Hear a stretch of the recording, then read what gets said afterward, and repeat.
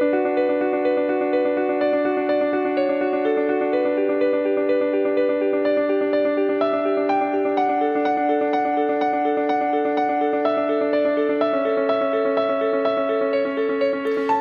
everyone. I'm your host, Andrea Weckerly, and welcome to the Ready Living Podcast, where each episode is designed to educate, inspire, and empower you to create the life you want.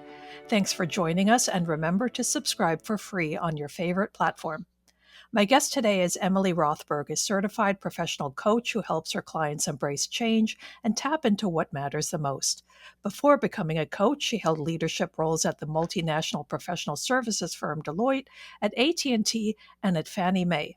She is a member of Career Thought Leaders and the Mid-Atlantic Career Counseling Association, a leadership coach for women in government relations, and a volunteer mentor for Upwardly Global. She previously held board and leadership roles with organizations such as the Northern Virginia Chamber of Commerce and Points of Light Corporate Institute. She holds a BA in psychology from Swarthmore College and a master's degree in sociology with a dual concentration in conflict analysis and resolution and race and ethnicity from George Mason University. Welcome, Emily. It's great to be here. Thank you so much. Let's start out with this first thing that I'm really wondering about. A lot of people hit a point in their lives where they start wondering if they're on the right path, are trying to figure out how to get back on the right path again if they've fallen off their intended track, or realize they want more, but aren't sure what exactly that looks like. And right now in the country, and dare I say the world, everything's undergoing a lot of change. Many of us are facing a lot of unknowns and transitions, and that's hard because facing the unknown, whether it's a life shift, a career shift, or just that feeling of something's got to give can really shake us up. Why is it so tough to sit with the unknown? You know, we're wired to make sense of our universe. If we were to encounter new things every second or every moment, we would not be able to function. We would not be able to get up and get dressed, etc. Especially when the change is not chosen or when we find ourselves in a situation where it's not us deciding we want the change, it's our circumstances or others dictating that we have to. It can put us back on our heels. So, what are some ways that people can embrace the unknown and open up to possibility? In other words, what helps people move through that space with a little more courage and confidence? As human beings, there are sort of three things. This comes out of self-determination theory. We want to have control. We want autonomy. We want to feel competent. I can do this. And we want to feel we're not alone. We want relatedness. So autonomy, competence, and relatedness. If we don't have that feeling, so someone else is in charge, not me, I've just lost my job in some dire situation, I am not feeling in control. My confidence may have taken a big hit, even though rationally I may know that I have core competencies. Look at my career and what I've accomplished, all of a sudden the doubt raises its ugly head. And there's elements of feeling alone in it. We're supposed to be achievers. We're supposed to set goals and meet them. So any one of those can be levers that we need help on to get us back on a path. What I have found is for people to make meaningful change, if you look at theories of change, there has to be sort of a stage where there's a dissatisfaction with the present. If we're happy and we're doing okay, what's our motivation to do anything different, right? The second thing is we have to have some kind of vision for our future or some other state where we want to be in, and one that feels achievable, right? It's a realistic vision for the future. A third thing we need is some kind of a concrete, achievable first steps. There's a couple of things I think that are important. Carol Dweck talks about the difference between a fixed and a growth mindset, which I also have heard said as a scarcity versus an abundance mindset. So if I feel like, oh, this is just the way things are, there's not much I can do about it, or these are the only options I have, versus the opposite, which would be, I wonder what might be possible here for me, or I wonder what my options might be, or wonder who I could talk to help me figure this out. We are much less acquainted with what we want. What do I want? What matters to me? What you said makes a lot of sense because a lot of us know what we don't want, and that can be a starting point. I don't like this. I'm not happy with this, but it can't and it shouldn't stop there. We need to have a more productive starting point saying, all right, this is what I don't want, but what am I seeking? What am I looking for? One of the things that can happen is we're stuck with an identity. We have our sense of ourselves as being this way. This is my role. This is what I'm good at. This is who I am. And we can be mired in these identities that may not serve us during a period of transition. Or some aspects may have served us well, and now we're in a point in our life, mid career or later career, where we need to tap into some other aspects and consider new possibilities for how we want to show up in the world. I know you've gone through career transitions in your own life. And so I'm wondering, was there a moment or experience that made you think that you could leverage some of that and become a coach and help people that way? I've had actually on paper three careers. My first career was as a high school teacher, which is also about serving others. The next career was in corporate philanthropy, nonprofit partnerships, the face of, Fortune 100 organizations and engaging with nonprofits. And I guess this third career is as career transition coach. I've always brought coaching to how I've wanted to operate in the world. I've always felt that go it alone is the biggest myth, the sort of self-help, do it yourself. But in particular, the moment would have been my being separated from Deloitte and waking up on a Monday morning and really some questions about what is my identity? Who are my people? How am I going to spend my time? Of course, get a new job, etc. But I found navigating that phase of life as a late career person, I was in my 50s, daunting. I felt alone. I did all the things on paper that you're supposed to do. Empathy for people who find themselves in that situation is part of what attracts me to coaching, that I can sit with people and hold that space for them. Coaching is partnering with a person in sort of a thought-provoking or creative process that inspires them to maximize their personal and or professional potential. So it requires empathy. And so I've been where many people are. And then I decided to get serious and get certified. So the stuff I bring to people, the stuff that I care about, comes from my own experience, a deep connection and care for people. It comes out of a lot of research. I'm a bit of a geek, a lot of knowledge and research on what about making change difficult? What is it that makes life transition so hard? What are best practices around job search or living a full life? Happiness research. There is lots of stuff out there on happiness. And finally, now that I've been in business for 7 years, client tested, these frameworks that I have come to use hold up. One of the things I love about coaching, the person I'm sitting with has answers inside themselves. And that's not to say it's all inside of us, but it's a very affirming, it's a very empowering way of thinking about the world. Clearly, there are structural, institutional, societal factors, whether it's systematic racism or sexism or anything else. But what is exciting about sitting with people in a coaching scenario is that when prompted with the right questions, we can begin to see that that person starts to feel confident and powerful. Oh, I do know this. I can see that there are themes in my resume. I can see that there are patterns. I can sit and visualize a good day or a good week. We can use visioning of our future. We can make changes for ourselves. We can set ourselves up for success, whether it's a job search, whether it's some other important change we want to make in our life, even in the bleakest moments when we feel there is not hope. Let's say they reach a moment in their career when they ask, is this still right for me? How does someone know it's truly time to step away from a career or business? And it would start with one's own awareness. We talk about emotional intelligence and social intelligence as a way to sort of navigate the world. What am I observing? What am I seeing? What am I feeling? What am I needing right now? And then, do I have a request of myself or someone else? It begins with self-awareness. We overuse the term mindfulness, but mindfulness is sitting with ourselves, and we are always in a hurry. We are always racing off to the next thing.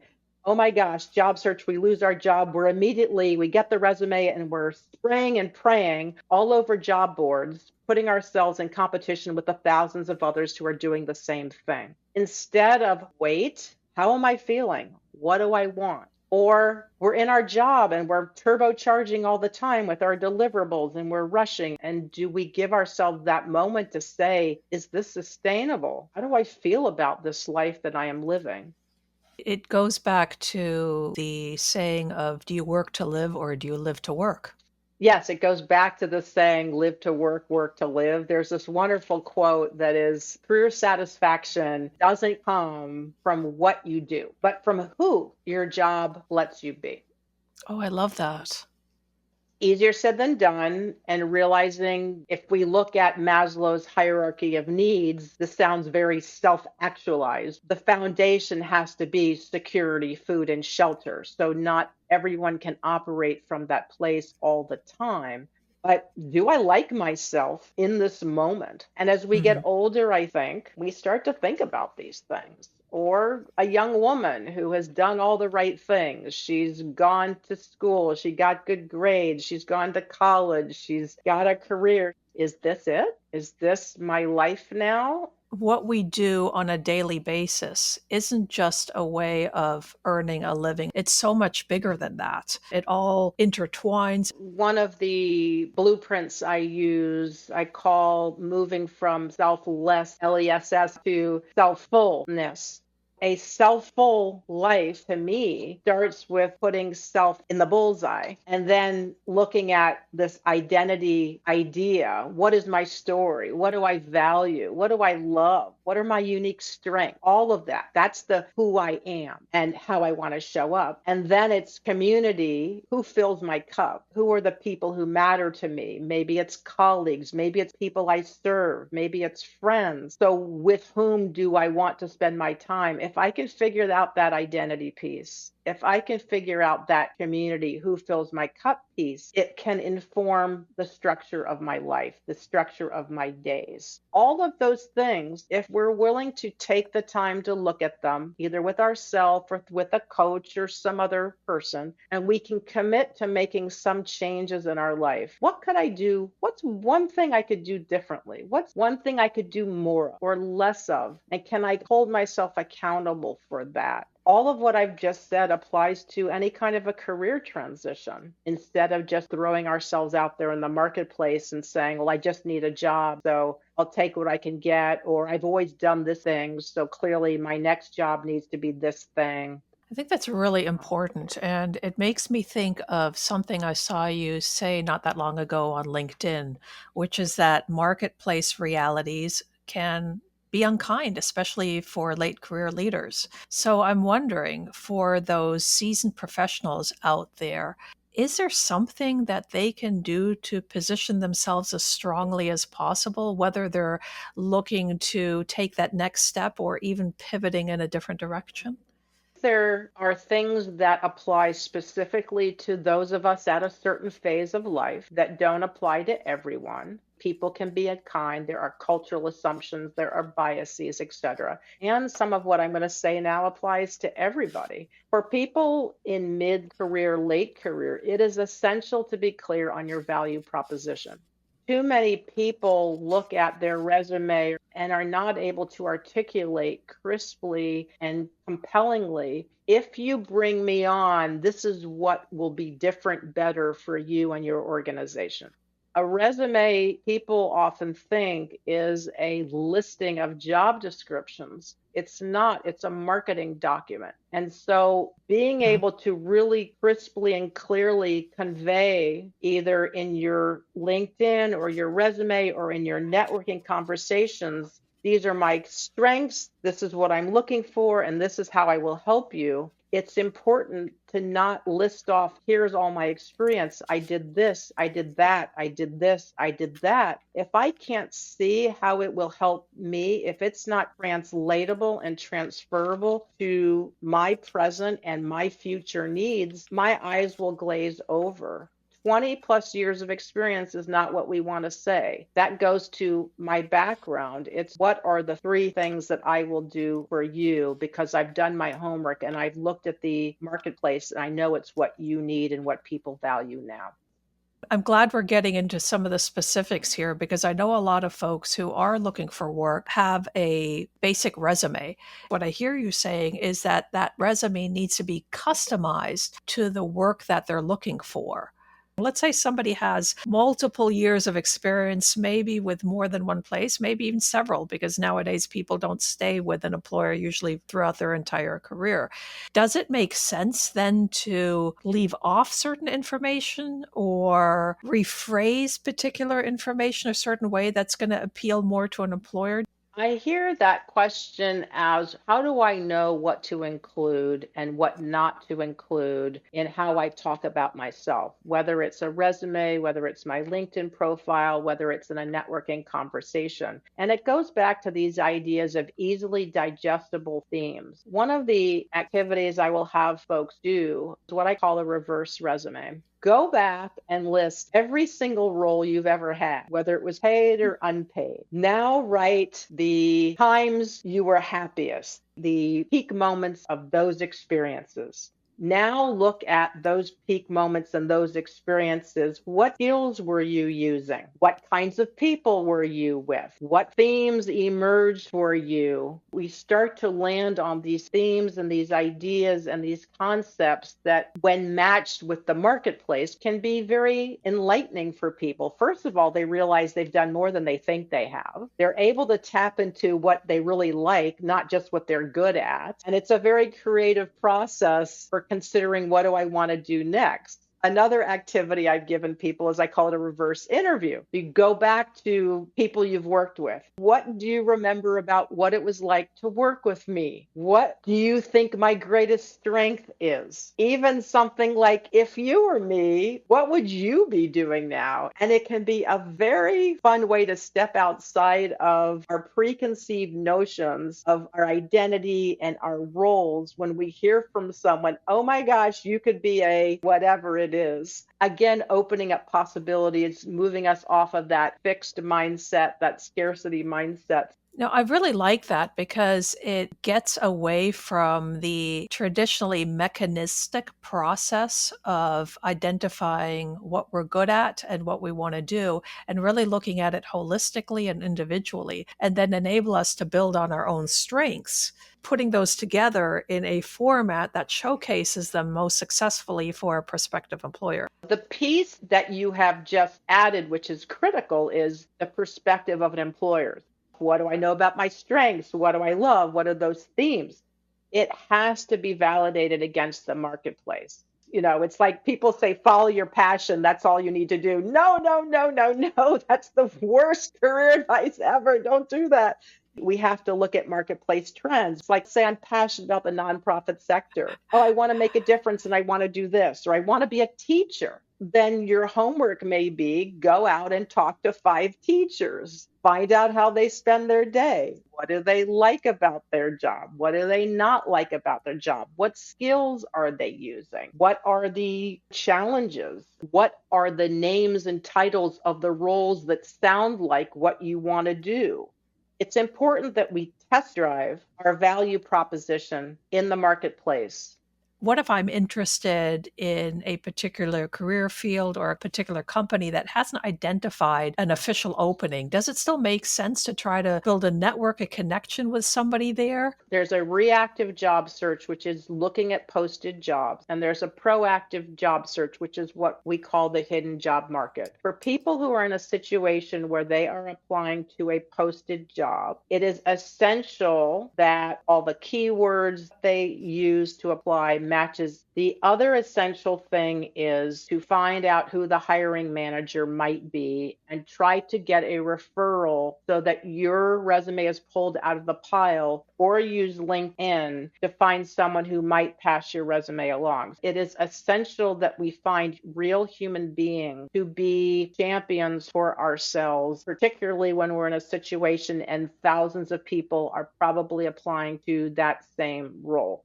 You know, it is a really tough job market right now. AI and robotics are transforming work and the global workforce. And there is this paralysis and there is this fear, this uncertain time, whether it's tariffs and supply chain geopolitical tensions, workers are staying longer. The quit rate is the lowest since 2015. More layoffs, and let's not get started on the government and the ripple effect of those. The job market right now is extraordinarily competitive. Right now, if anyone is thinking about a new job, it is imperative to conduct a proactive job search and come up with a plan. Let's talk about some job search essentials. You are mentioning LinkedIn and AI. How can people use these tools to supercharge their job search, or are there any other best practices that you recommend? You have to be as specific as you can to define your future role and why you're the ideal candidate for it. So, target role, job title, level, function, industry.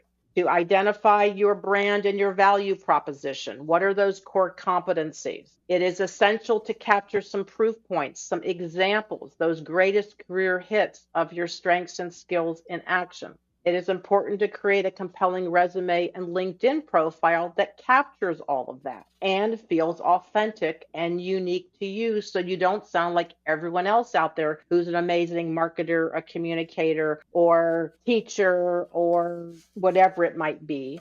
Create a work portfolio if you can that demonstrates your value with samples of your work. So get ready by doing those. The next thing is get in position. Define your marketing plan. Determine your target market. Who are the individuals who are in a position to hire you? What are your 5 to 10 to 20 target organizations where you'd love to work? Let's pick an example. Let's say I want to work in philanthropy and I really want to do children's issues. We need to get more specific than that again if you can. Is it hunger? Is it poverty? The more specific you are, the more it will help you. Who are the 10 organizations globally that you would love to work with? Then use LinkedIn to find the individuals who hold those positions. So that's determining your target market. Then develop a networking plan that puts you in conversations with your target market. That should be both in person and online. In person is by getting involved with membership organizations or committees, attending events. Online is identifying groups or other people that you'd like to engage. Tap your existing network. And in your networking conversations, never leave a networking conversation without saying, could you tell me the name of one or two other people you might be willing to introduce me to? Don't just say thank you. Networking is a critical part of your proactive job search. Another thing is to try to create some thought leadership so you stand out. So, for example, are there organizations where you might speak? Are there original thoughts in terms of a LinkedIn post? Something is an insightful takeaway, or what you've learned about effective ABC in your industry, what organizations need to be thinking about now.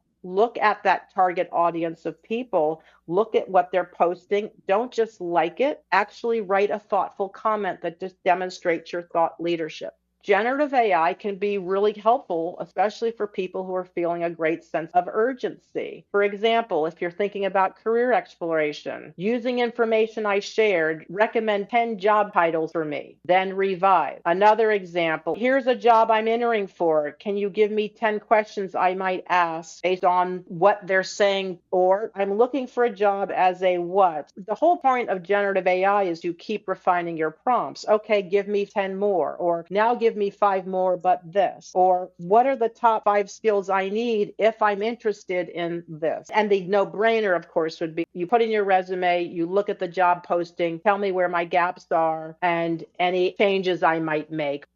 What's the one takeaway you'd like people to walk away with from today's chat?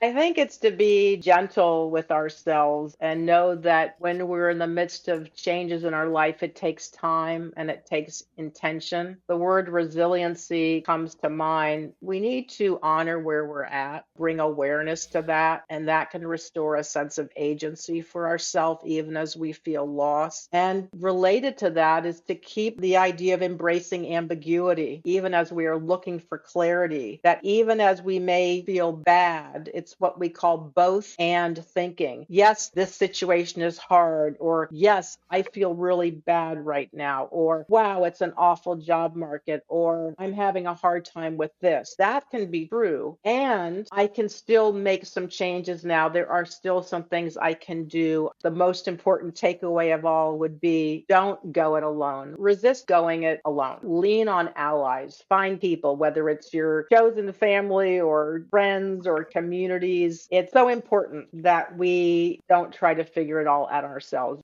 We're stronger than we know. I have a little postcard on my desk and it's a little dinosaur and it says at the top, "You are fierce." And underneath it, "Even if you are scared of many things."